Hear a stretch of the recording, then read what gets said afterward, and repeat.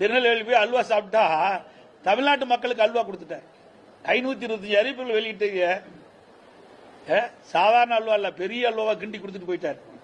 525 அறிவிப்புகளை கொடுத்து எவ்வளவு அறிவிப்பை நிறைவேற்றிருக்காரு சொல்லுங்க பார்க்கலாம். நீங்களே நான் பல முறை சட்டமன்றத்திலையும் பேசிட்டேன், இந்த மாதிரி ஊடகத்திலையும் பத்திரிகைகள் வாயிலாக என்னுடைய கருத்து சொல்லியிருக்கிறோம்.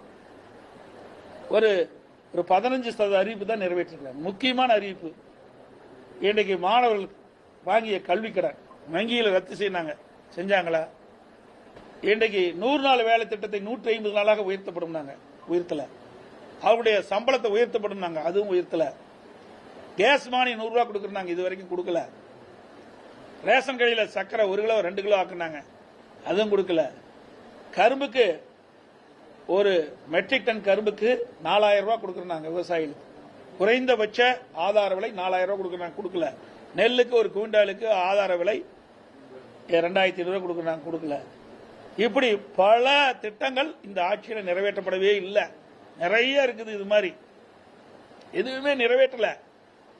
எல்லாம் போலி அறிவிப்பு. ஏன்னா கோட் ஷூட் போட்டுக்கிறாரு, போட்டோ ஷூட் கொடுக்கிறாரு. நீங்களும் அழகா உங்களுக்கு ஊடகத்திலையும் பத்திரிகை வெளிப்படுத்துறீங்க. இதுதான் கால ஓடிட்டு இருக்கு.